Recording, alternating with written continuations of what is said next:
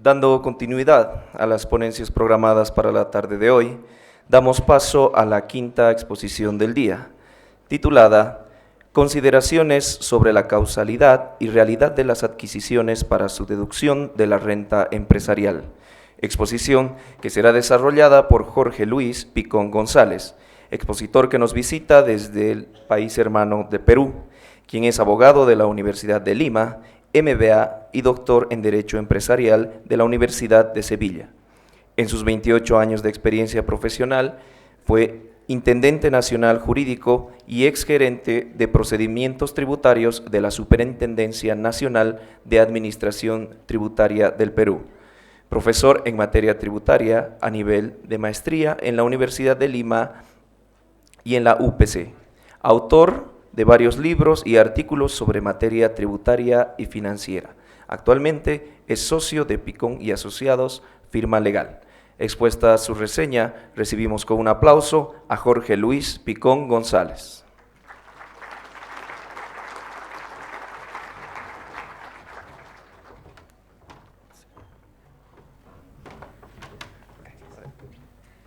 Bien, ante todo, muchísimas gracias por la invitación. El título es bastante largo, pero vamos a hacerlo algo mucho más pragmático de lo que el título parece. Vamos a hablar de algo que está pasando en la mayoría de países latinoamericanos, que es, en buena cuenta, un cuestionamiento sistemático a los gastos que realizan las empresas. Es decir, todos los impuestos a la renta empresariales graban la utilidad. Como ustedes bien saben, la utilidad se determina básicamente de dos maneras: ingresos menos gastos o costos.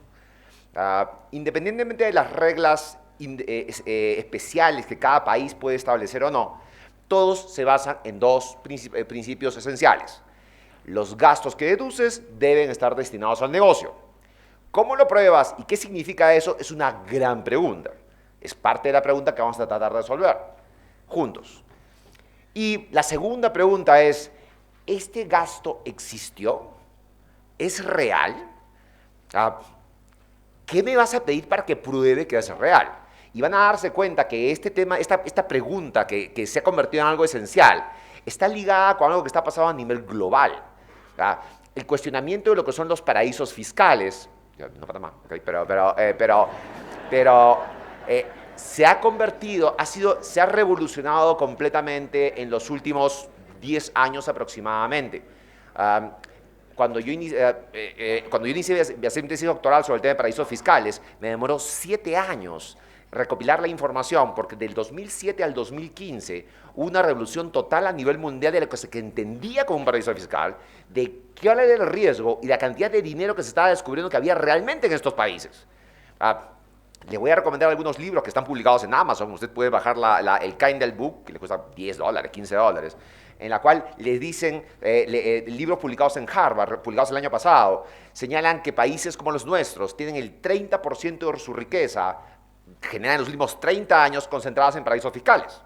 Países como Estados Unidos tienen un 12%, pero se ha descubierto que en Suiza, o sea, en el año 2009, habían más de $3 trillones de dineros provenientes de Latinoamérica y de varios lugares, de distintos orígenes. Ya lo conversaremos en su momento. Pero eso ha generado una sensación de que si estos gastos no son verdad, ¿cuáles sí lo son? ¿Las facturas por sí mismas son suficientes? ¿Un contrato es suficiente? Ahorita les voy a comentar una serie de casuísticas que se está presentando en Perú, cómo la tecnología está empezando a generar subproductos en la tributación. Interesantes, es la palabra a utilizar, interesante. Ahorita tengo un caso interesante para mí, para el contribuyente no tanto, de una empresa ecuatoriana que hacía unos trabajos de ingeniería en Perú, ¿okay? Y le llega una factura de $5 millones, una facturación de más de 100 millones, por cierto, la que tenía la empresa, por unos informes, sustentado en un informe de 45 páginas.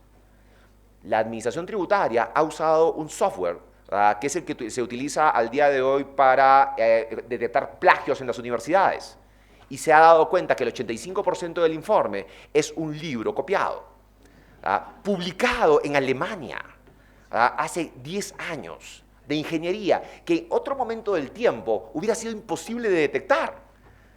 ¿Cómo saber siquiera que existía un libro en Alemania?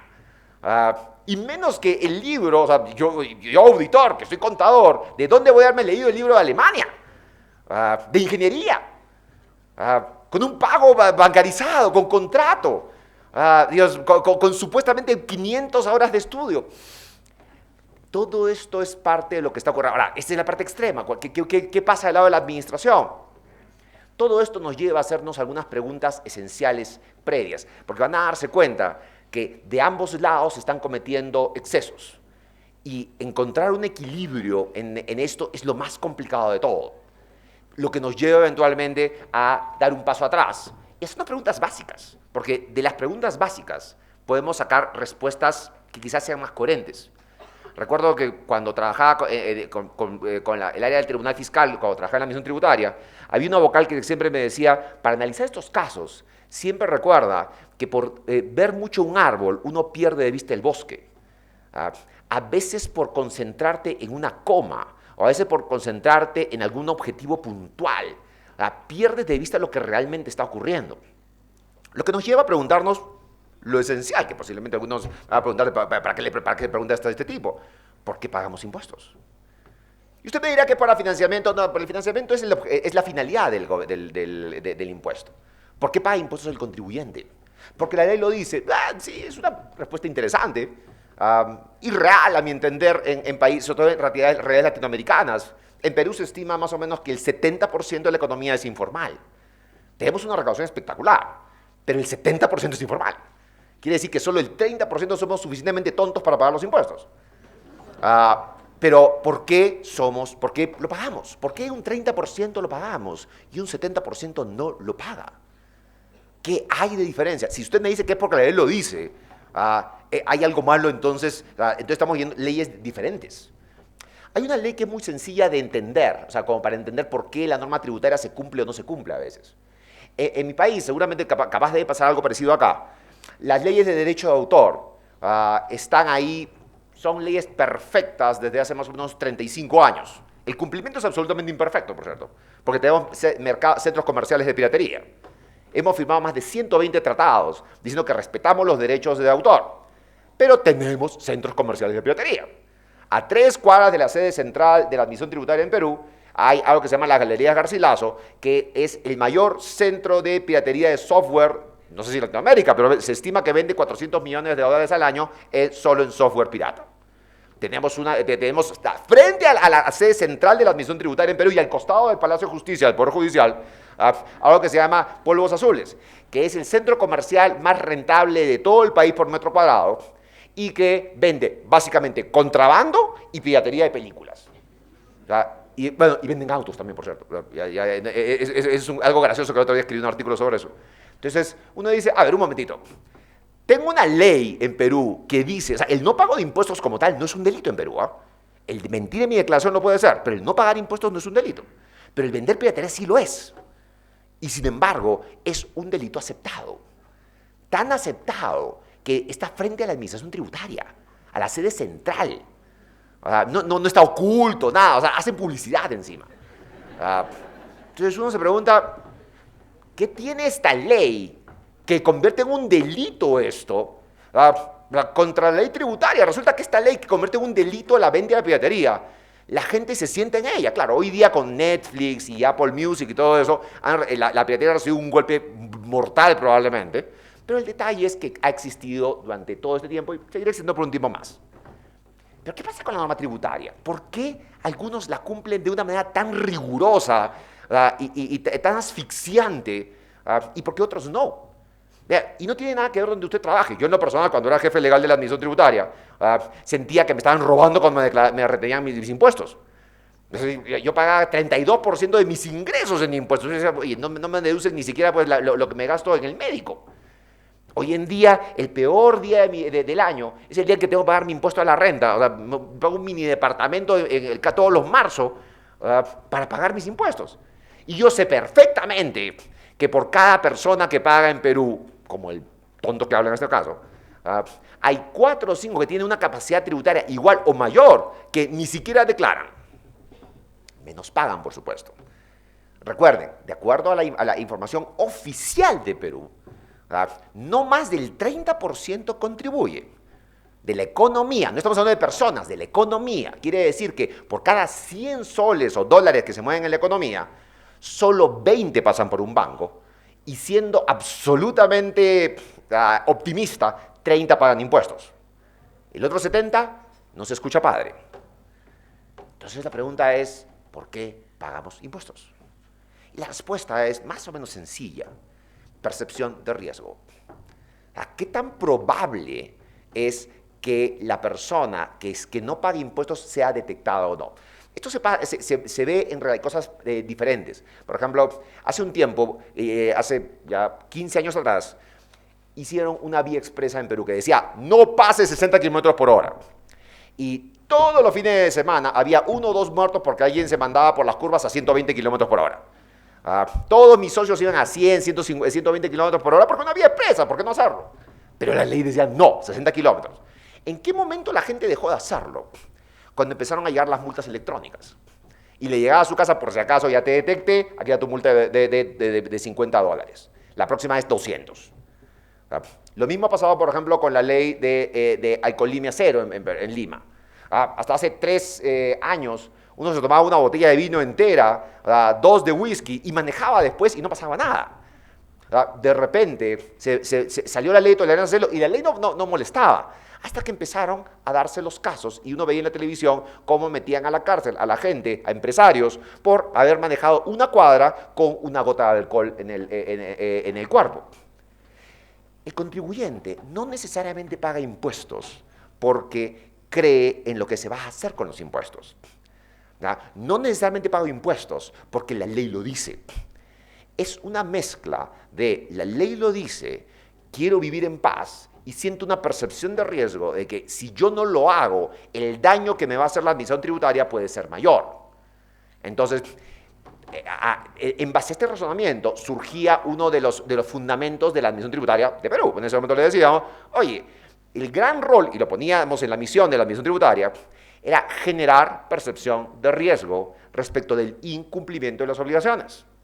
El detalle es que cuando uno se da cuenta de en qué consisten los impuestos, se da cuenta que esa generación de riesgo, pasado un límite, podría convertirse en un problema inverso. ¿A qué me refiero? Todas las leyes de nuestros países dicen que grabamos las utilidades a las empresas, no los ingresos, las utilidades. Esa es parte de nuestro contrato. Y la tasa que sea, si yo te establezco una ley que te digo que este gasto no te lo deduzco, bueno, ya lo sabes. Pero en principio te grabo un 30, un 35 o un 25% de la utilidad. Lo que quiere decir que si tú me alteras la utilidad de manera sustancial por cuestionamientos formales o por cuestionamientos que no necesariamente son lógicos, ahorita vamos a entrar a esto, entonces estás cambiando las reglas de juego. Tu tasa efectiva ya no es 30%. Puede ser que me estás grabando con 80 o más del 120% mi utilidad, porque me has convertido mi utilidad tributaria en algo que es varias veces la utilidad contable. Todo en base a estos temas que vamos a analizar, que están presentando en toda Latinoamérica. ¿Fue tu gasto real o no real? Es una buena pregunta. ¿Puedes demostrar que el gasto estuvo relacionado con el negocio, sí o no?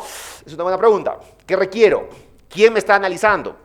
¿Tiene la autoadministración tributaria la capacidad irrestricta de poder establecer los criterios que considere pertinentes? Lo cual nos lleva eventualmente a qué tan equilibrada es mi justicia tributaria.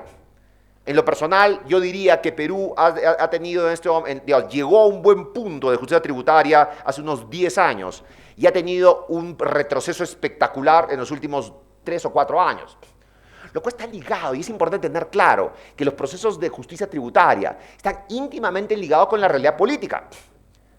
¿Qué tiene que ver la política con todo esto? O sea, oye, ¿acaso no debería ser algo técnico? Debería, pero finalmente son humanos y son personas. ¿Y a qué me refiero con todo esto? La realidad de Perú. Los presidentes de los últimos 30 años están en la cárcel. Estamos semana con unos casos de corrupción, digamos, cada día estamos viendo, acaban de salir esta semana, o sea, 8 casos nuevos, los últimos 4 alcaldes de Lima también se van adentro, todo el mundo se está yendo adentro, corrupción en los jueces, Corte Suprema, toda está podrida, o sea, lo están metiendo a la cárcel también. Qué bien que los metan a la cárcel, o sea, es un poco de limpieza probablemente, pero ¿cómo impacta eso en el funcionario público? ¿Es el funcionario público absolutamente aislado de esta situación? Pues obviamente surge una enorme pregunta. Respecto a los actos que estoy haciendo hoy, que serán vistos en unos años, ¿cómo será visto esto? ¿Será visto como un acto en el que yo fui equilibrado? ¿O tuve algo que ver con la empresa y por lo tanto me van a acusar de lo que hoy día están acusando a estos señores? Y cuando se da cuenta de eso, se da cuenta de lo que está pasando con la justicia tributaria y con la administración tributaria. Dice, estás cometiendo actos que no solo son ilógicos, son antitécnicos y van abiertamente contra la ley. Sin embargo, en el momento de analizar las personas, dicen, sí, entre que me digan que soy un incompetente y soy un corrupto, prefiero que me digan que soy un incompetente. Es importante entender todo esto porque la subjetividad con la que yo puedo analizar los temas que vamos a analizar, pueden, sin que la ley cambie una coma, puedo voltear completamente la manera en la que percibo qué tan ciertos fueron los gastos o qué tan contundente es tu prueba. Habiendo dicho eso, entremos, ese es el contexto, ¿ok? Entonces, pagamos impuestos con percepción de riesgo. La administración tributaria está diseñada, una de las principales finalidades es que tiene que crear percepción de riesgo. Si no crea percepción de riesgo, se genera incumplimiento tributario. Pero percepción de riesgo equilibrada, porque en el momento en que se desequilibra, ya no se convierte en una percepción de riesgo contra el que incumple, se convierte en una percepción de riesgo contra el que cumple. ¿Qué es lo que está pasando en la realidad actualmente en Perú? Nos han puesto facturación electrónica, o sea, el 25% de la población, si estornudamos, SUNAT automáticamente dice, yo sé cuánto has comprado, yo sé esto, tienes, bueno, es espectacular, qué bien que lo sepa, pero para eso cumplo con mis impuestos. Pero un 75% de la población ni siquiera usa los bancos y mueve cantidades ingentes. El sector agro, el sector pesca, el sector minería, evaden por miles de millones de dólares al año. No cientos, miles.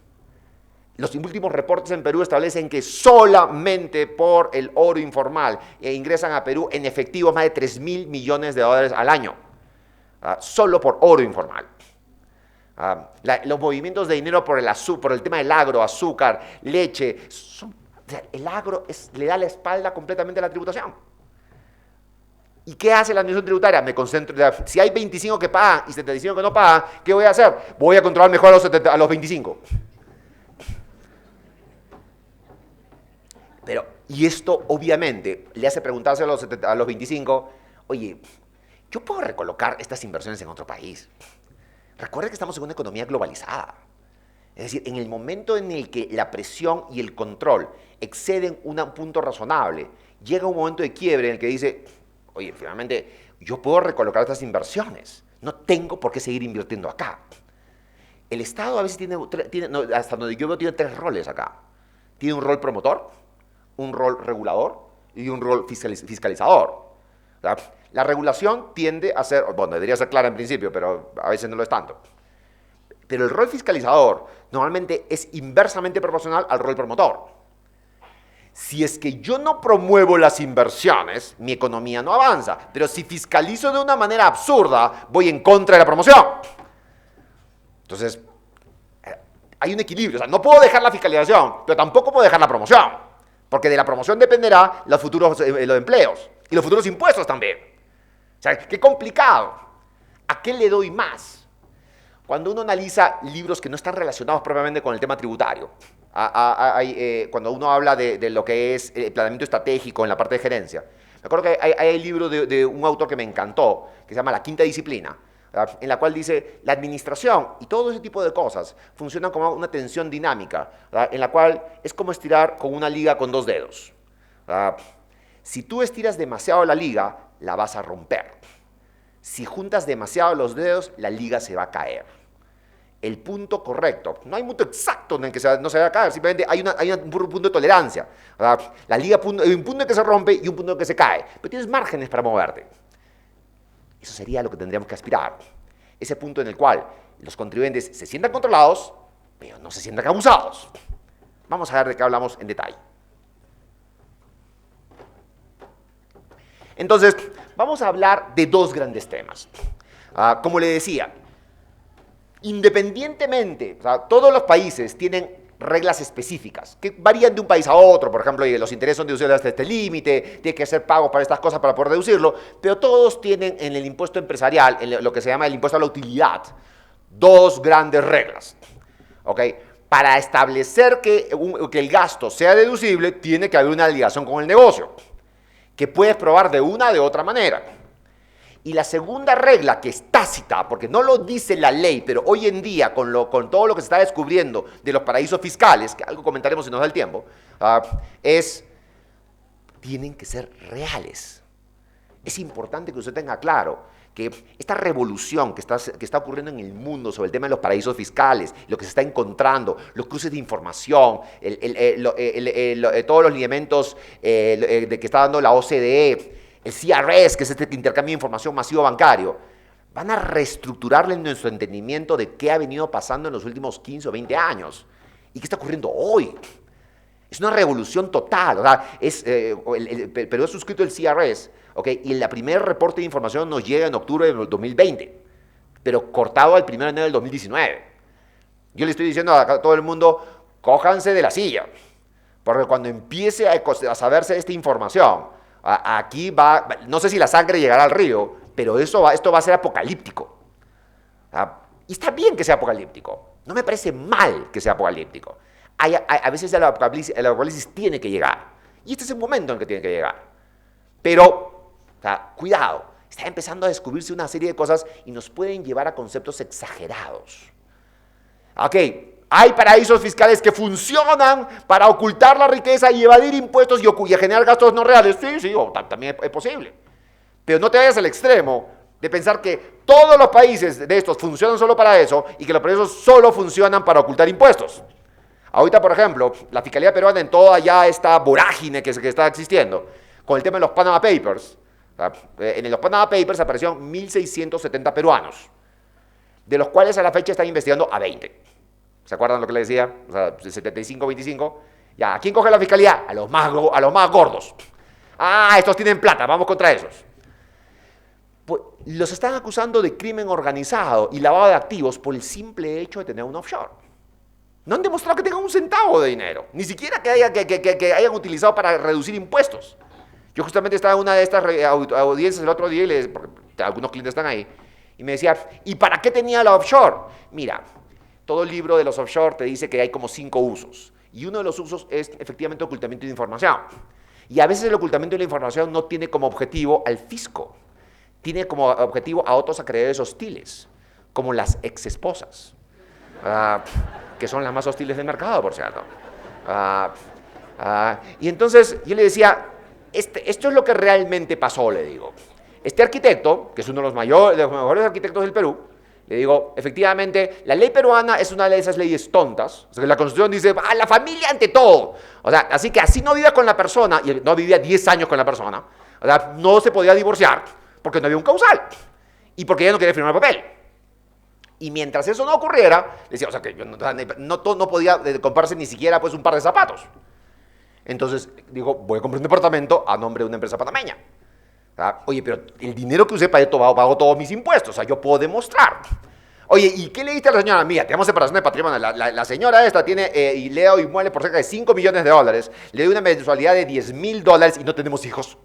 ¿Okay? Pero tiene para sus perros. O sea, y ahora, porque como tiene una jauría de 20 perros en la casa, o sea, y ahora me está pidiendo que le dé 15,000 porque quiere 5 perros más. Y yo no vivo con ella. Es más, no la veo. Ni siquiera nos estamos en el mismo lugar físicamente hace 10 años. Pero eso me sigue pidiendo y pidiendo. Quiero vivir en un lugar en paz. ¿Cuál es tu problema, fiscal? ¿En qué le hice daño al fisco? O sea, solo quiero vivir en paz. Casi le sale una lágrima al fiscal, me dice, te entiendo, no, entonces, ¿pero puedes probar lo que está diciendo? Sí, aquí están todos los papeles, ya, ok, ya, ve en paz, ¿no? Ah, pero se ve en el extremo. O sea, la presunción, todos son evasores. No podemos ir a ese extremo. Hay que entender, hay que leer, hay que poder informarse. Vamos a ver esto que estamos conversando. Causalidad. Casi todas las leyes, casi todas las leyes tributarias de impuesto a la renta empresarial o las utilidades dicen lo mismo. Que se pueden deducir aquellos gastos que están destinados al negocio. En el caso de la ley peruana, frasea la cosa de la siguiente manera. Lo primero que dice es que se pueden deducir aquellos gastos que son necesarios, y aquí viene el primer punto de conflicto, ¿okay? Para generar rentas gravadas o para mantener su fuente productora. Es bien estándar, porque usted he leído por lo menos la declaración de unos 20 países y todo dice, esa frase de 2 líneas es el objetivo de más del 50% de los litigios que hay en Perú en ese momento. O sea, primero, la palabra necesario. ¿Qué significa necesario? Regresando al comienzo de la actual administración tributaria, cuando yo aún podía, digamos, un poco detenerlos en sus locuras, me acuerdo que en ese momento dice, mira, claro, hoy día usted compra una computadora y le cuesta barato, pero regresemos al año 93-94, en la cual estaban las computadoras AT, que eran las primeras PC que se podían comprar a un precio decente, que te costaban como $2,000 o $3,000, una computadora que parecía una chatarra hoy en día. Ok, pero resultaba que había unas XT que eran un desastre peor, pero que costaban como $1,000. Entonces un auditor dice, ¿sabes qué? Este estudio de abogados se ha comprado 10 computadoras a $3,000, me parece que no son necesarias. Porque ustedes son solo abogados. Podrían haberse comprado unas XT. Así que te desconozco la compra de las 10 computadoras. Entonces yo le digo, bueno, ¿es en serio, compadre? O sea, no, que no es necesario, pues para mí no era necesario. Entonces se entra en un primer análisis y se dice, un momentito, cuando la ley habla de necesario, le da a la capacidad al fisco, al auditor, de calificar qué debo comprar y qué no, es decir, lo que se llama auditoría de gestión. Es decir, oye, si ese es el caso, ponme a alguien en el directorio de la empresa, pues, como los rulings, por ejemplo, en Holanda, en el cual, oye, antes de comprar, mejor dame el ok. Pero, ¿puede la administración tributaria, en base al principio de causalidad, cuestionar qué se debe comprar? ¿Qué es necesario? Pero claro, o sea, vayamos a los extremos. ¿Ese proyector es necesario para dictar esta charla? Bueno, necesario no es. Y las aulas, como lo pongo en extremo, y las sillas cómodas son necesarias, pues en extremo no. O sea, podemos ir al estilo griego y irnos al parque y yo con una toga empezar a hablar. Pero la pregunta es si eso es a lo que se refiere la ley. ¿Puede la ley tributaria o tiene lógica que al momento de establecer la utilidad me cuestionen gastos que estando destinados a la generación de la renta no lo califique la administración tributaria como un gasto pertinente? ¿O que hubiera podido comprar algo mejor? La respuesta evidentemente es no. La administración tributaria no tiene esa capacidad. Es decir, salvo que la ley le dé esa capacidad de manera expresa. En algunos países se establecen algunos regímenes en los que me dan seguridad jurídica mediante este mecanismo. Pero en principio, la empresa decide que adquirir lo que la ley me está diciendo al momento de decir necesario es cuál es la finalidad de mi gasto o de mi compra. Tiene que ser la empresa, tiene que ser el negocio, lo cual entra en unos 50 subjetivismos, ¿ok? Ahorita vamos a entrar a ellos, pero empecemos por el primer punto. La administración tributaria no puede, salvo que la ley diga lo contrario, calificar o cuestionar si debí o no comprar esto. Lo que me debe decir es si aquello que compré lo destiné o no al negocio, que son cosas bastante diferentes. Claro, yo me compro un televisor de 70 pulgadas. Bien pude ponerlo en el comedor de los trabajadores. Bien pude usarlo para un conference call, para iniciar el directorio, o me lo llevé a mi departamento. La misma compra puede ser destinada a varios usos. En un caso será deducible, en el otro no. Pero estamos hablando de eso. O sea, la compra como tal, la compra del televisor no es lo cuestionable, sino es para qué lo usaste. Si debiste comprar o no, si pudiste haber esperado que haya algo más barato, oye, esta tecnología no funcionó, por ejemplo, acaba de ocurrir algo en Perú que digamos, no sabe si reírse o llorar, ¿okay? Pero, por ejemplo, con el tema de la inseguridad ciudadana, el actual gobierno compró en marzo del 2017 drones, Ya, al estilo pues, de las ciudades americanas, para pasar drones por la ciudad, con cámaras, lo cual era, qué bacán. Lo que no preveía el ministro de la época es que en el 2018 hubo un quiebre en la tecnología de los drones tan abismal que todo el software de cualquier dron comprado de esa naturaleza del 2017 quedó obsoleto. Los drones jamás volaron. Entonces, si yo me fuera, claro, obviamente ahí, digamos, ellos no pagan impuesto a la renta, ¿okay? Pero imaginemos que yo soy una empresa privada y hubiera cometido ese error. Bueno, hubieran despedido al gerente para empezar, pero independientemente de eso, compro una máquina que nunca logro operativizar porque la tecnología me ganó y la máquina que yo compré quedó obsoleta antes de poder operarla. Entramos en algún tema un poquito más complicado, es decir, es evidente que la finalidad de mi compra era el negocio, pero nunca la pude aplicar al negocio realmente, porque estas cosas pasan, la tecnología nos deja atrás, y me ganó la tecnología, nunca la pude usar. ¿Lo podré deducir? Y ahí entra el segundo componente. Cuando la ley habla de causalidad, ¿verdad? Entramos en una primera disquisición. Porque cuando usted lee lo que es causalidad en los libros de filosofía y de doctrina, dividen o es causa-efecto, y si ese efecto quiere decir que tuvo que tener un resultado, y si tuvo que tener un resultado quiere decir que sí me pueden desconocer el gasto, o es causa versus finalidad determinante. Es decir, no es que lograste, sino para qué lo compraste. Y si el objetivo de tu compra era el negocio. Entonces, en este caso, oye, sí había comprado la tecnología para el negocio, pero no la pude usar, pues. Esas cosas pasan. Pero sí puedo probar que era una máquina que estaba diseñada para generar rentas, pero no las generaron. ¿Puede la administración desconocerme este gasto? La respuesta sería no. Porque la administración o el fisco, o en este caso, cuando hablamos del impuesto a la renta empresarial, el Estado se convierte en el socio de la empresa. Con una serie de cuestionamientos, por supuesto, pero participa en la utilidad. Si yo me equivoqué como empresa al tomar una decisión, tú te perjudicas conmigo. No es una cuestión que, no, participo en lo bueno y de lo malo, no es la lógica del impuesto a la renta.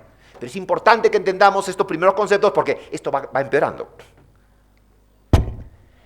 Entonces, como les comentaba, estamos hablando de algo calificado como finalidad determinante, es decir, por ejemplo, en este caso que les planteo, en las láminas, en la jurisprudencia del Tribunal Fiscal Peruano, hubo un caso de unas empresas que hicieron unos estudios para unos terrenos en los que iban a comprar una fábrica.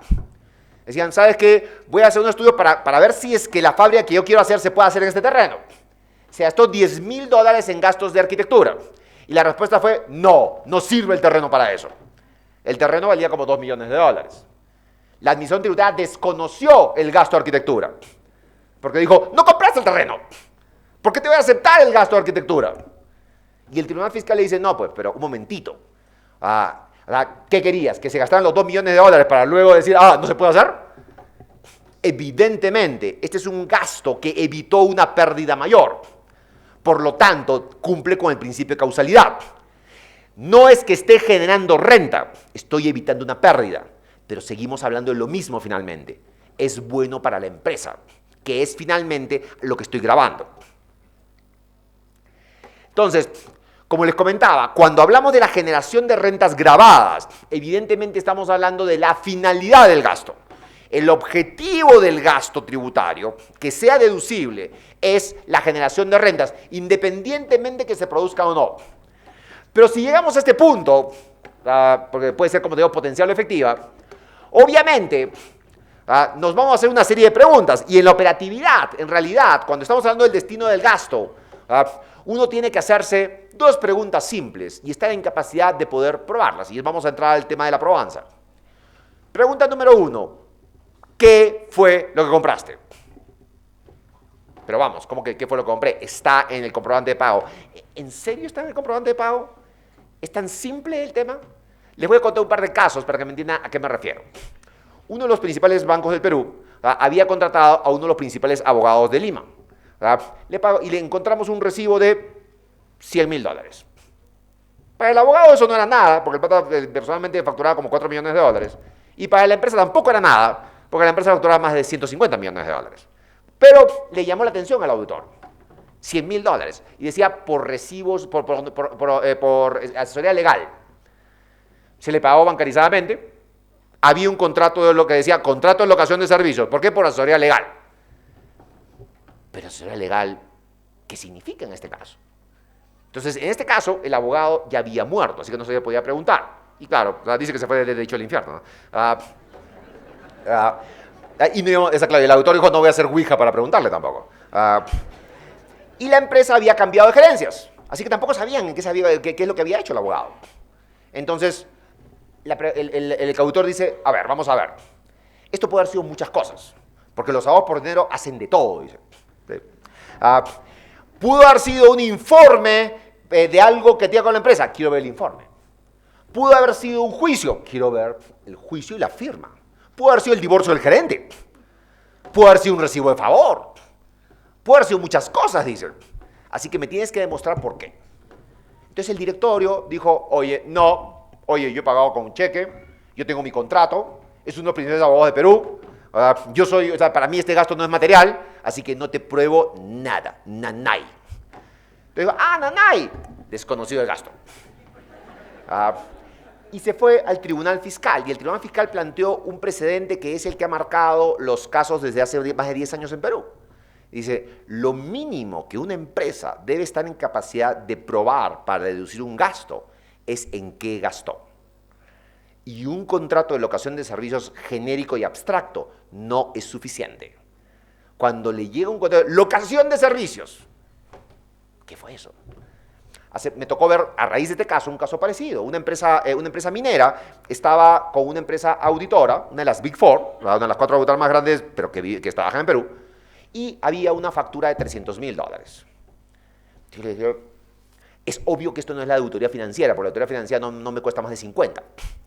Pero entonces le digo al gerente, oye, ¿qué fue esto? Mira, eso es secreto. Hay una canción peruana, ese secreto que tienes conmigo en el ok, le digo, mira, eso se lo puedes decir a tu cliente, pero no se lo haces al fisco, pues le digo. Bueno, pero es que el directorio ha hecho un acuerdo que esto es secreto. Le dije, bueno, mira, vamos a hacerlo de la siguiente manera, le dije.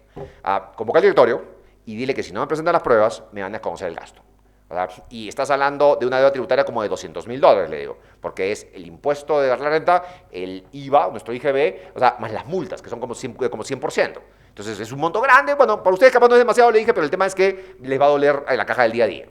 Entonces el director se demoró, el gerente se le dio de largas, la historia corta, el autor desconoció el gasto, porque nunca le sustentamos de qué eran los $300.000. Ojo, era una de las empresas más grandes del país la que emitía la factura, y una de las empresas más grandes del país la que recibía la factura. O sea, era previsible pensar que si era una auditora, no era un acto ilícito ni una factura de favor.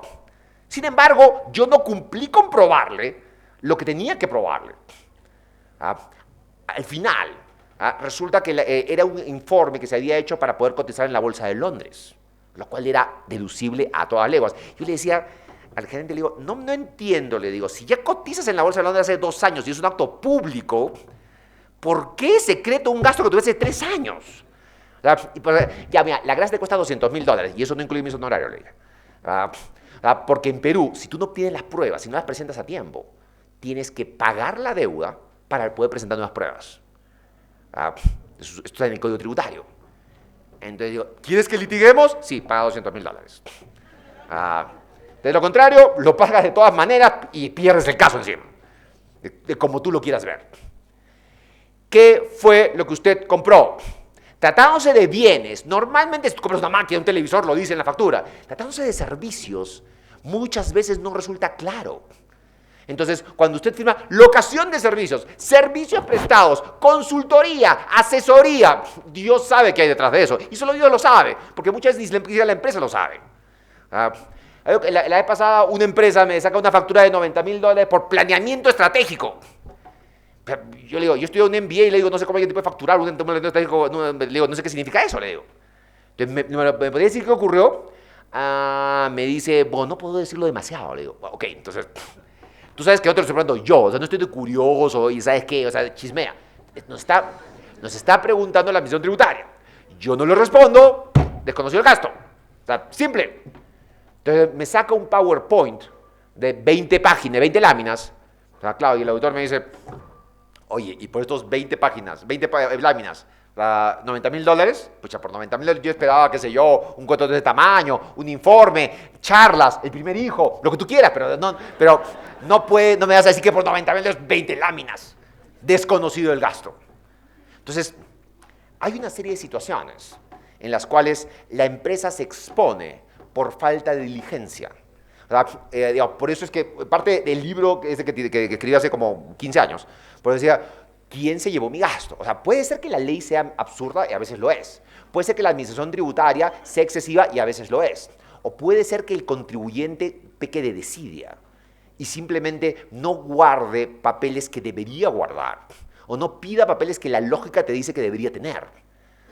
Entonces, lo que estamos hablando ahorita cuando hablamos de la causalidad es que él le va a preguntar a la administración que sea razonable para que él demuestre que el gasto es causal.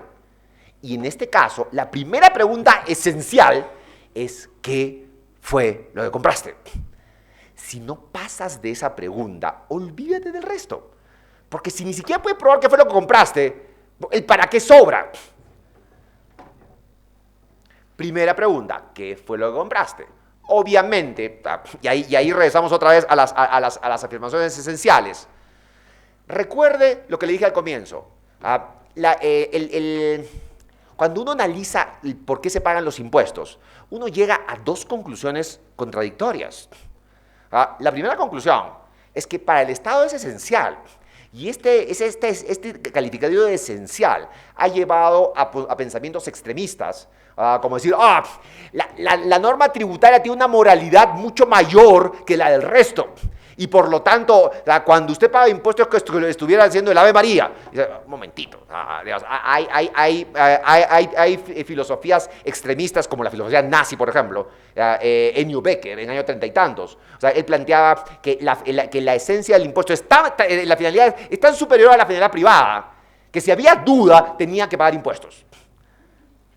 Lo cual hoy en día está empezando a ser retomado, inclusive a nivel de la OCDE con estos temas de los lineamientos BEPS, con la norma antielusión. En Perú, por ejemplo, que se ha puesto la norma antielusión hace menos de un año, bueno, se ha retomado la norma antielusión realmente, hay fundamentalistas por el lado de la administración tributaria que están diciendo, no, en realidad, esto usted tiene que tener claro que el objetivo de la norma tributaria es tan superior al objetivo privado que tienes que superponerlo frente a todos. Y si hay dudas, que paguen impuestos. Entonces, claro, yo el otro día di una charla con uno de estos chicos y le decía, mira, le digo, yo hace 20 y tantos años pensaba como tú, le dije. En Perú hubo un punto crítico de todo esto. Ustedes habrán escuchado aquí el tema de lo que fue el caso de la caída del gobierno de Fujimori. El gobierno de Fujimori cae básicamente en base a algo que se llaman los Vladivideos. Que el asesor presidencial se grabó a sí mismo pagándole millones de dólares a distintas personas. Y esos videos se pusieron en la televisión. Y con esos videos se cayó el gobierno. Entonces, yo pensaba como tú hasta que vi el primer Vladivideo. Porque todo ese dinero que el pata tenía encima de la mesa eran los impuestos que nosotros habíamos recaudado. Así que no me hables de moralidad. Entiendo tu finalidad, pero no me hables de moralidad. Y por el lado del el privado dice, oye, si yo pudiera no pagar los impuestos, no lo haría. Es obvio. ¿Qué recibe yo a cambio de los impuestos? En la realidad que le estoy describiendo en la peruana, yo cada vez que pago impuestos no me siento como un patriota, me siento como un idiota. Vamos, yo sé perfectamente que de cada 10, lo dice la estadística del gobierno, de cada 10 que generan el mismo nivel de riqueza, no 10 personas, ojo, de 10 personas que generan la misma riqueza, en el mejor de los casos 2.5 pagamos impuestos y el resto no lo paga. Tan simple como eso. No estamos hablando de personas, hay 33 millones de peruanos. Y los que pagamos impuestos no llegamos ni a 200,000. Pero de esos 200,000, supuestamente hay 1 millón que genera impuestos de riqueza equivalente y no lo declara. Así que evidentemente el privado tampoco tiene muchas ganas de pagar impuestos. Cuando uno ve esta dualidad, uno lo necesita y el otro no lo quiere pagar. Evidentemente llega el tema de qué hago para que se dé un punto intermedio, para que efectivamente cobre lo que tengan que cobrar, y él no se sienta suelto en plaza, de no irme al extremo de cobrar cantidades que no corresponden, ni permitir que este señor se vaya fuera de los contribuyentes. Estas preguntas que estamos conversando nos llevan a eso. Nos llevan a el punto justo, el punto equilibrado, si se quiere, puesto que dice que la justicia no se puede aspirar. O sea, Platón decía que la justicia no era posible sino la equidad. En fin, esa filosofía de la época. Entonces, cuando hablamos entonces de qué fue lo que compraste, y puedes responder esta pregunta de manera documentada, documentación razonable, y aquí viene la palabra mágica. ¿Qué es razonable? ¿Qué es suficiente? ¿Y con qué se sentiría cómodo usted? Este tema puede ser subjetivo. El inspector fiscal puede tener una capacidad discrecional tan exagerada que un día me diga que sí, al día otro día me diga que no, ante la misma documentación. El problema a veces es ese. Es decir, lo que me ha ocurrido más de una vez, es que el mismo auditor, ante empresas vinculadas, y por lo tanto son las mismas sustentaciones, en una auditoría me dice que sí y en la siguiente auditoría me dice que no. Entonces uno se pregunta y dice, ¿qué pasó? ¿Qué pasó este día? ¿Se habrá peleado con la esposa? ¿Hoy día le chocaron el auto?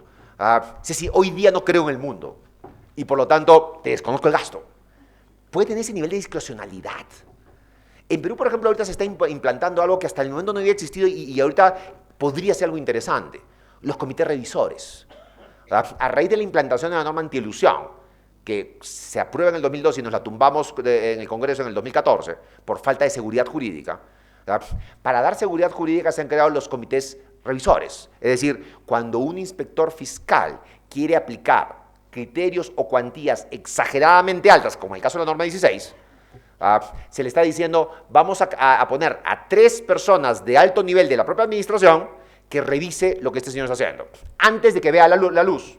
Es decir, él no puede determinar la deuda de la empresa si él no dice si este comité no dice que efectivamente hay un caso de ilusión, a la luz de todos los documentos. Entonces, lo que estamos tratando de hacer ahora es, oye, si lo vas a aplicar a la norma antiilusión, aplícala también a las acotaciones de millones de dólares. Porque no puede ser que haya auditores que simplemente no me gustó 5 millones de dólares de deuda tributaria y luego tener que vivir con esto. Esa capacidad limitada o ilimitada es un tema siempre de tire y afloje. ¿En qué punto pierde la autonomía el auditor? ¿En qué punto se le pasa la mano? Una vez más, equidad. Tenemos que encontrar un mecanismo en el que la administración pueda hacer su trabajo y el contribuyente no sienta que están abusando de él. Un punto equilibrado. Vamos a ver, seguimos pensando en el tema. Segunda pregunta. Para cumplir con la causalidad, entonces, mi primera gran pregunta es, ¿qué fue lo que usted compró? Aplicarle básicamente a todo el tema de servicios. No me basta el contrato, no me basta la factura, no me basta la transferencia. Necesito una descripción mayor y que sea posible, por supuesto. Hubo un caso en el país en el que una señora, las empresas inmobiliarias tuvieron un boom espectacular, sobre todo en Lima, entre el año 2003 y el 2013. Empresas que facturaban o ganaban 300 o 400 mil dólares, en 3 o 4 años se convirtieron a ganar de 5 a 10 millones de dólares al año. El precio del metro cuadrado se disparó a la estratosfera. Entonces, en ese periodo de tiempo, las utilidades, claro, el empresario que antes pagaba el 30% de 200 mil y no le dolía, ahora sí le dolía pagar el 30% de 5 millones. Es diferente. Pero ese mismo 30%, pues sí, pero no es la misma cifra. ¿Qué se empezó a dar? Los recibos, los trabajadores que están en planilla pagan 30% de sus ingresos brutos. Es decir, no tienen ningún descuento de gastos reales. La tributación peruana es medio exagerada para las personas naturales. Entonces, uno de ellos, un gerente le dijo al gerente de la inmobiliaria, le dijo, ¿sabes qué, hermano? Al dueño, ayúdame. Mira, me está matando los impuestos.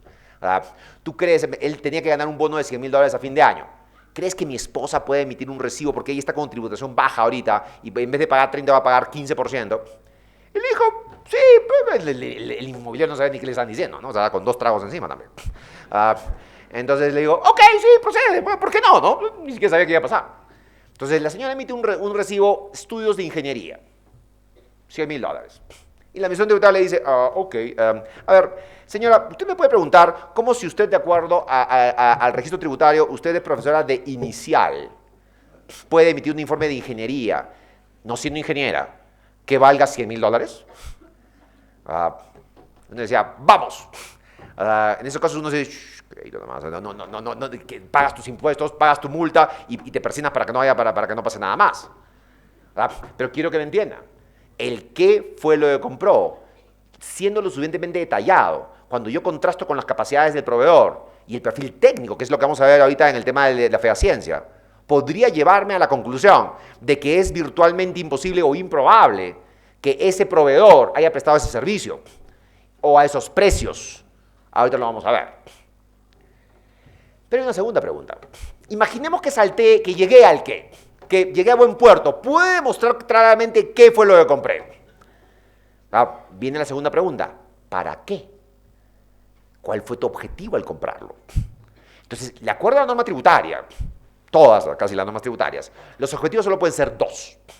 La ley me habla de que el destino debe ser la generación de rentas o el mantenimiento de la fuente. Es decir, y cuando hablamos de fuente, una empresa, hablamos del capital, los activos, o de los trabajadores. Entonces, en este punto, el para qué debe ser más o menos coherente. O sea, por ejemplo, una de las cosas que se ha descubierto en las revisiones a raíz de la facturación electrónica y de la facturación electrónica en Perú es que hay empresas que tienen una cantidad de gastos espectaculares en pasajes. ¿Verdad? Empresas inmobiliarias, ¿verdad? Que el gerente se va a Miami de tiempo en tiempo. ¿Okay? Y mira, o sea, y algunos se van a Orlando y se va con la esposa y los 3 hijos. A Orlando con la esposa y 3 hijos, ¿tú qué crees que está yendo? ¿Me van a una reunión de negocios? Evidentemente está yendo a Disney, pues. O a Universal, o donde tú quieras, pero finalmente, o te vas a Las Vegas. Las Vegas puede ser un lugar donde hay mucha reunión de trabajo.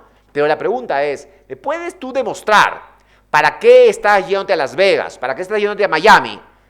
Más allá de la duda razonable, porque tú me muestras el pasaje, claro. El pasaje dice que es un pasaje Lima, Miami, Lima. O, en este caso, La Paz, Las Vegas, La Paz. Fuiste a Las Vegas, nadie duda que fuiste. Tengo las facturas del hotel, nadie duda que te gastaste el hotel. La gran pregunta es, ¿para qué lo gastaste? ¿Fuiste por la empresa y lo podemos deducir? ¿O fue un gasto personal? ¿Quién tiene la carga de la prueba? La lógica te diría que ante un gasto como ese, que puede tener una apariencia altamente personal, me van a decir, bueno, es previsible que se haya ido a un tema personal. Salvo que me demuestre que efectivamente en Las Vegas haya habido un evento de negocios, por cierto, en el que tenga intereses la empresa. Y claro, esto nos lleva al caso de las ferias. En la última década probablemente, se hace ferias de todo y en todo el planeta. Entonces el otro día me tocó ver el caso de una empresa que produce cosméticos. Es una de las principales, es uno de los 15 continentes más grandes del Perú. Entonces esta empresa lleva a sus equipos de ventas y a los que se encargan eventualmente de diseñar los productos del año siguiente a ferias de frascos. Y le dije, es broma, ¿no? Una feria de frascos. ¿Cómo una feria de frascos? ¿Eso existe? Le digo. Me dice, sí, existe desde hace 10 años. O sea, ¿y de qué hablan? ¿De cómo se hace un frasco? No, me dice, los diseños, que las tapas, que lo... Ya. Ok, ya. Si tú dices, bacán, le digo, no quiero bajar mi coeficiente intelectual más, le digo. Entonces, le digo, ya, perfecto. ¿A cuántas personas te llevaste? Me lleva a 45 personas. Ya. ¿Cuánto nos gastamos? 350.000 euros. Ya, ok. Necesito demostrar que el evento existió, le digo. Empecemos por ahí. Sí, me dice, el tema es que estos señores ponen una página web. La feria se da en Venecia, o se da en París, o se da en alguna de las ciudades europeas. Y eventualmente, claro, ponen la web, pero hoy en día no te dan certificados. Te ponen un app en el cual uno llega y se guía por el app. O sea, me dan cuenta, desde el celular uno tiene todo. Le digo, ¿y cómo le pruebo eso a la administración tributaria? Pero logramos al final que la empresa nos emitiera algunos documentos. Pero lamentablemente el auditor decía, bueno, tuvo la misma reacción que yo, pero ¿feria de frascos? Digamos, ¿cómo me pruebas que la feria existió? Entonces, los documentos no eran contundentes. Pero claro, ahí viene, ¿qué tanto me puede pedir la administración en un momento en el cual, claro, por ejemplo, en Perú todo está yendo a lo electrónico? Es decir, las facturas son electrónicas, los registros son electrónicos, todo es electrónico, todo el control es electrónico. Pero al momento de la fiscalización regresamos a la década del 80, en la que todo tiene que estar firmado y con firma legalizada. Entonces uno dice, hay algo que no está funcionando acá. O sea, si me estás diciendo que todo puede ser electrónico, me estás exigiendo, no me estás pidiendo, me exiges tú que sea electrónico. Y cuando te digo, o sea, que no tengo lo que tengo electrónico, me pides papeles firmados. O sea, hay empresas con las que actualmente, bancos, mineras, con las que estamos en litigios, y hemos tenido que alquilar locales para guardar los papeles de los litigios. O sea, solamente la contabilidad y los archivos de litigios que nos duran 15 años están guardados en almacenes, solo porque la administración le dice, no me gusta, yo creo que necesitas más papeles. Ahí tenemos un problema, ¿ok? O sea, ¿qué tanto me puede pedir? ¿Hasta qué punto puede aceptar la administración? O sea, ¿deberían regularse mecanismos de sustentación cuando se dan este tipo de cosas, de temas electrónicos? En Perú ese tema está generando un conflicto muy fuerte. Porque, por un lado, la tecnología evolucionó tanto en los últimos 7 años. La propia SUNAT está exigiendo evolución tecnológica y, por otro lado, los auditores me siguen pidiendo tecnología de los 80, con firmas legalizadas. Y eso me está creando contingencias multimillonarias. Pregunta, ¿estas contingencias son reales? Bueno, como contingencias lo son. ¿Pero era utilidad oculta? Lo más probable es que no. Y muchos casos se están empezando a definir de esa manera. En algunos casos, hoy día el Tribunal Constitucional está empezando a sacar, después de 20 años de litigio de empresas, de mega empresas. Estamos hablando que los 7 empresas tienen litigios en Perú en este momento por 4 billones de dólares, 4.000 millones de dólares. Solo 7 empresas. Y de esa deuda, el 90% son intereses. Intereses generados porque el Estado se demoró en resolver el tema 20 años. Entonces el Tribunal Constitucional está diciendo, un momentito, tú no tienes el derecho, como Estado, de demorarte y luego querer cobrar intereses. Es decir, vamos, la tasa de interés que le estás cobrando a estos señores va entre 30 y 14% y la inflación en ningún año ha llegado a 1%. Entonces no tiene sentido lo que estás haciendo. Y se está empezando a caer estos mega litigios. Mediante ese tipo pero ha tenido que esperar 20 años. Y en todo ese tiempo, bueno, los que andamos eran los abogados, gracias, okay, pero sin perjuicio de eso, uno piensa y dice, eso no es bueno para un clima de inversiones. Porque uno piensa y dice, oye, necesito que le des seguridad jurídica al empresario. No puedo esperar a que llegue el año 20 y alguien te enmiende la plana con algo tan lógico. Se está dando también con las pruebas. Efectivamente, me estás pidiendo cosas que no tienen sentido. Digamos, vía desconocimiento de gastos, basados en este tipo de formalidades. Hay casos en que la Administración Tributaria, por ejemplo, está convirtiendo en utilidad de 100 de empresas que son auditadas por auditores financieros, empresas reguladas por entidades reguladas del sistema bancario o el sistema de concesiones. Es decir, nadie duda que la empresa tiene estados financieros más o menos razonables, pero la utilidad tributaria, vía desconocimiento de gastos, es el 500% de lo que yo declaré. Pues claro, si empiezas a analizar operación por operación, puedo entrar en duda de cada cosita. El resultado es absurdo. ¿Se acuerdan lo que les decía al comienzo? A veces por mucho ver un árbol, se pierde de vista el bosque. Y eso es lo que está pasando a veces cuando tú entras a gastito por gastito y no te das cuenta que hay negocios que no dan para más. No era posible llegar a un resultado como este. A veces la determinación sobre base cierta, que es la que estamos conversando, cuando vemos gasto por gasto, no tiene sentido determinarla con esos resultados. Entonces, el para qué tiene que ser una de dos.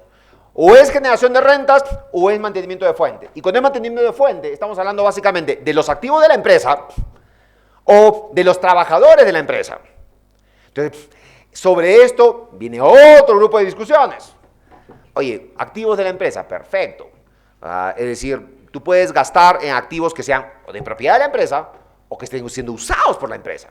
Sí, es razonable. Pero ¿qué tanto puedes gastar en los que están siendo usados por la empresa? Entonces, hay discusiones que se están dando en Lima respecto de, un momento, tú tienes un contrato de alquiler de 2 años en este local, que, bueno, extrañamente es de uno de los dueños, y estás invirtiendo como $100,000 cuando en mejoras sobre un local que no vas a poder, que el alquiler no es ni $2,000 mensuales.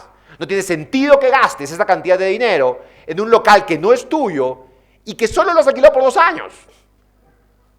Y claro, hay una cierta razonabilidad, pero dicen, no, es que yo creo que lo voy a pero yo tengo claro que lo voy a extender. Sí, pero no lo dicen los papeles, pues.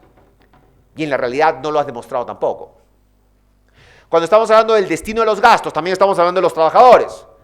Por ejemplo, la jurisprudencia tributaria de Perú plantea que los únicos trabajadores en los cuales yo puedo invertir son los trabajadores de planilla, los que están bajo mi dependencia, no los trabajadores independientes, los que están vía locación de servicios. Yo le puedo pagar maestrías, le puedo pagar viajes, le puedo dar bonos extraordinarios a mis trabajadores dependientes, porque son parte de mi fuente productora. Pero si tengo trabajadores independientes, ¿verdad?, que evidentemente no dependen de mí y hoy día trabajan para mí y mañana no tiene sentido que yo invierta en ellos o eventualmente le dé liberalidades.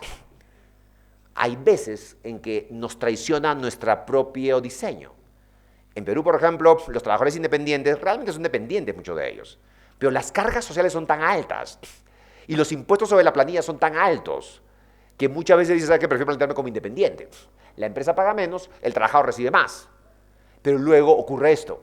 Pero no podías pagarle bonos, no podías pagarle maestrías, no puedes pagarle pasajes a otros lugares, salvo que sea para prestarte servicios y tú lo puedas probar.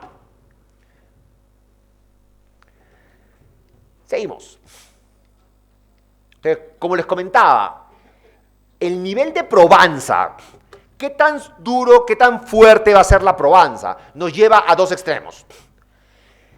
Si soy muy ligero con la probanza, tengo un problema para el fisco.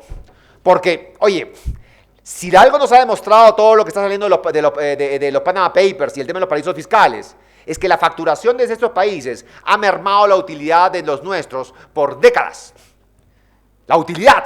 No solamente ha llevado la riqueza, ha mermado la utilidad, ha entrado en los gastos, ¿verdad?, y ha salido como gastos. Entonces, si yo no soy, como administración tributaria, estricto al pedirte información, podría estar perjudicando la recaudación del fisco, siendo mermada por cosas que no tienen ni pies ni cabeza. Hay un libro que me encantaría recomendarles, que ustedes lo pueden bajar, Amazon, eso creo es el mejor mecanismo para adquirirlo. Hay uno que se llama Para bien o para mal, o sea, está en inglés, la historia de el impacto de la tributación en la historia de la civilización, o sea, For Good or For Evil, the Impact of the Taxation in the History of Civilization. Es un libro que les habla desde la primera versión de los impuestos de los egipcios, cómo ha afectado la Revolución Francesa, la Revolución Americana y cómo sigue hasta el día de hoy con el tema de los paraísos fiscales. Es interesantísimo, es un libro muy bueno. Y hay otro que habla, que se llama El capital oculto del mundo, de Hidden Capital, o sea, en la cual hace un estudio al 2018 de la riqueza oculta en los paraísos fiscales.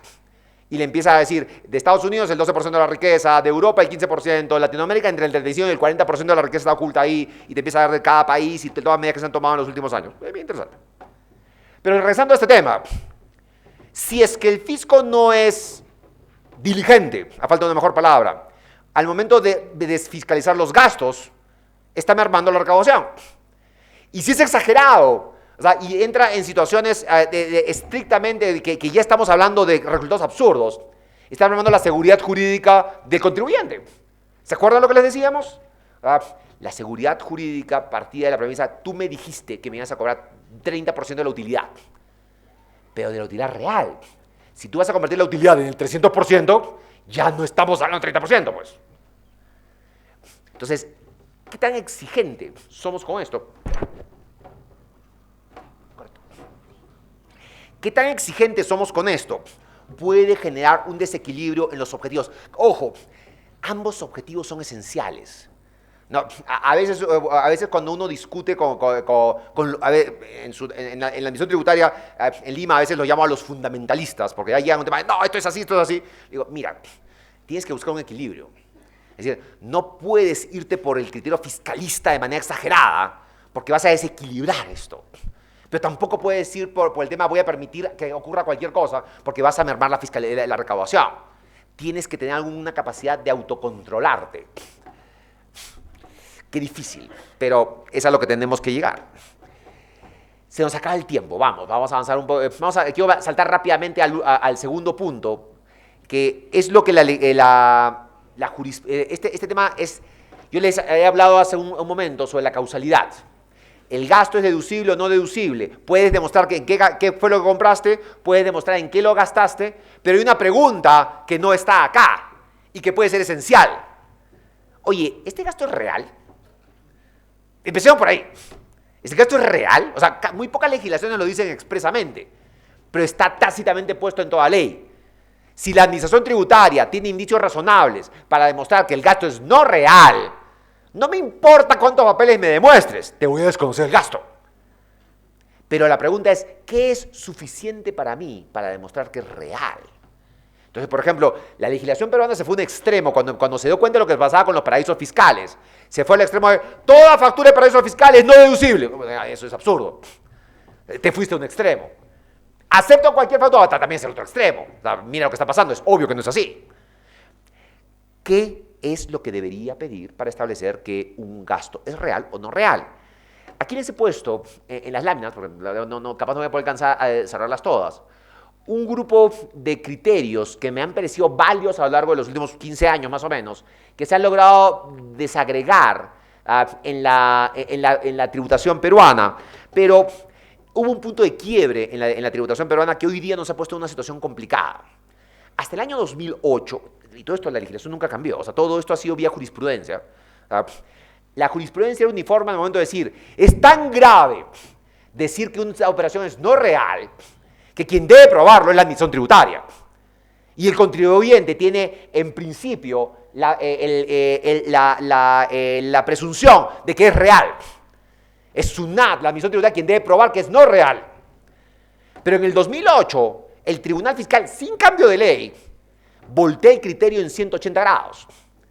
Y sacando una observancia obligatoria, que es tan fuerte como una ley en Perú, dice, no, quien debe probar que el gasto es real es el contribuyente. Y en ese momento se complicaron todas las cosas. Porque el auditor simplemente se va, ok, demuéstrame que es real. No me has convencido hasta ahora. La casuística que se está generando en los últimos meses es preocupante hasta más no poder. ¿Se acuerdan que les dije que prefiero que diga que soy incompetente a que soy un corrupto?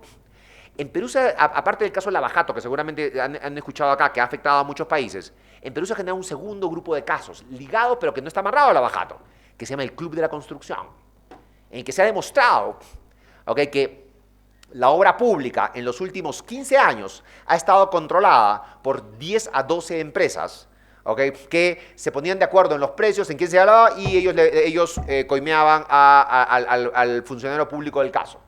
Y ese caso ya está con colaboradores eficaces que han dicho yo prepagué, yo hice tal cosa. Digamos, el caso está más avanzado, pero no tiene efecto internacional. Pero ¿a qué ha llevado? Claro, ¿cómo sacaba el dinero las empresas de construcción? Con facturas de proveedores. Un proveedor de cemento ha dicho abiertamente, yo facturé $2 millones y no le entregué ni una bolsa. Recibí el dinero, pagué los impuestos, saqué el dinero por lo bajo, yo le di un maletín y ese maletín terminó en manos de algún ministro. Todo ante la fiscalía, todo es no puede contar público. Entonces, automáticamente la administración dice, me han estado viendo la cara durante años. Entonces, todo es no real.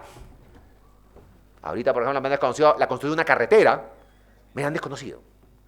Un momentito, le digo. Aquí está la carretera. ¿Cómo puede ser no real? Me dice, no. ¿Y quién me dice que la construyó? Bueno, tengo valorizaciones, tengo facturas, tengo contratos, tengo algunas fotos si te gustan. Sí, pero no me siento convencido. Mira, quiero que me digas cuál fue el nombre del chofer del camión que te dejaba, digamos, en tales fechas. Es broma, ¿no es cierto? No es broma. Y el Tribunal Fiscal acaba de sacar una resolución en la cual me han desconocido $2 millones de compras basados en que no sabía el nombre del chofer. Y es que, claro, o sea, en medio de este tufillo de que todo es corrupción, y si hay proveedores que han dicho abiertamente que ellos emitieron facturas que no eran reales, evidentemente no vaya a ser que se me pase otra factura de estas. Así que prefiero desconocer todo. Y me llevó al otro extremo. De un extremo en la cual me creían todo, de repente ahora no te creo nada. Entonces, me lleva a un tamaño de deudas tributarias espeluznantes. Entonces, los indicios que han resultado razonables a lo largo de la jurisprudencia son 3 grupos de indicios.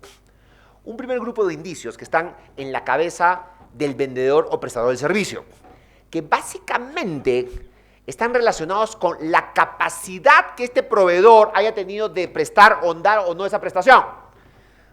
Hubo un caso que me tocó ver a mí hace muchos años, cuando trabajaba en la administración tributaria, en la cual una empresa había facturado cerca de $1 millón y pico, por hacer supuestamente un tubo industrial inmenso. Para que, decía, ok, bacán.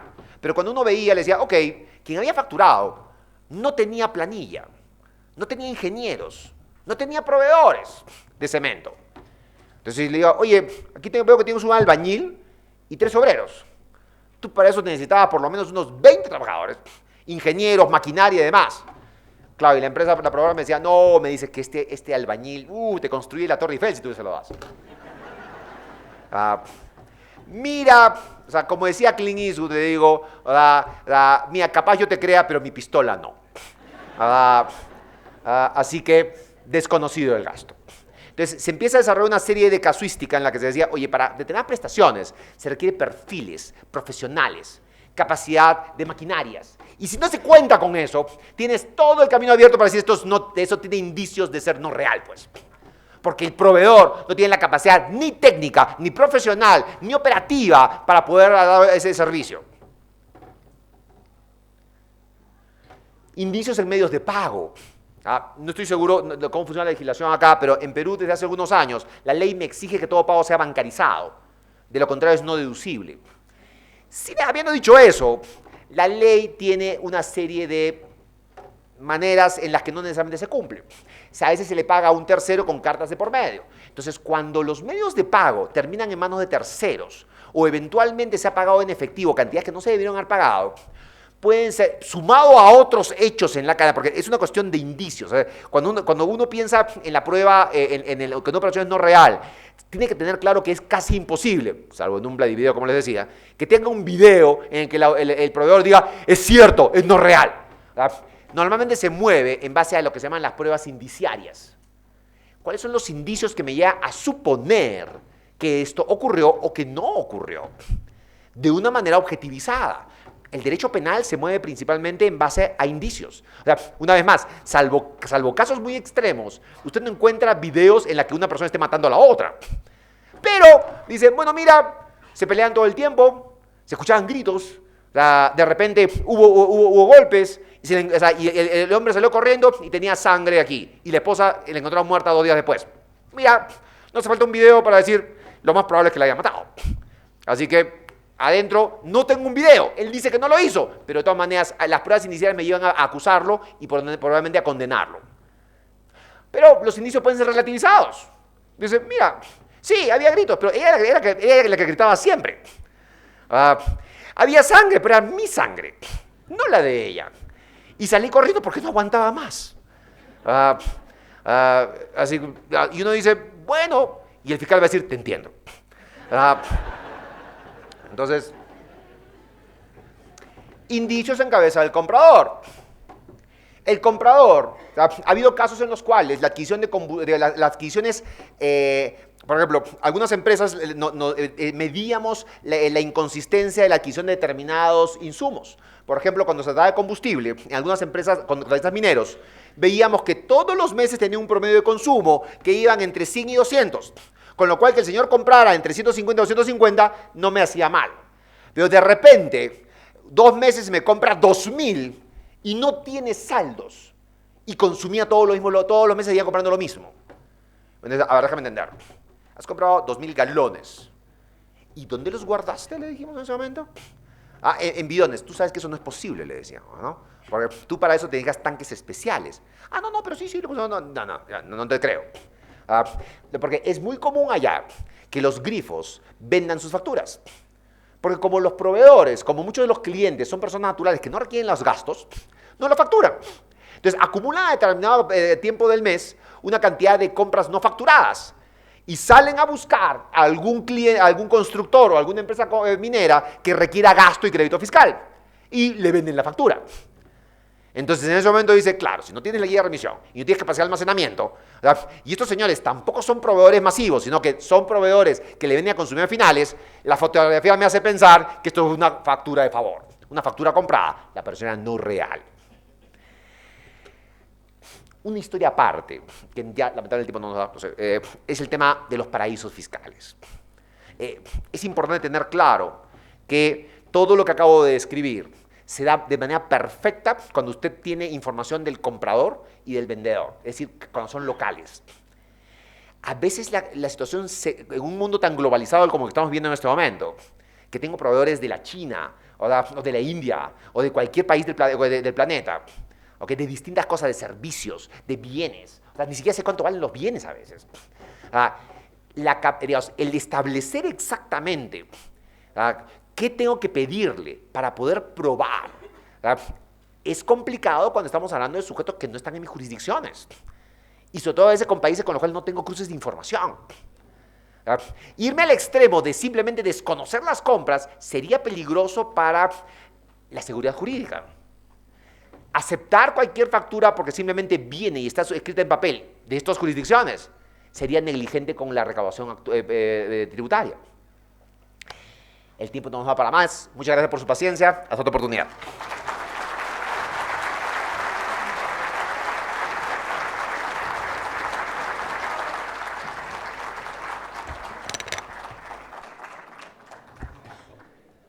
Agradecemos al expositor por tan amena y valiosa ponencia.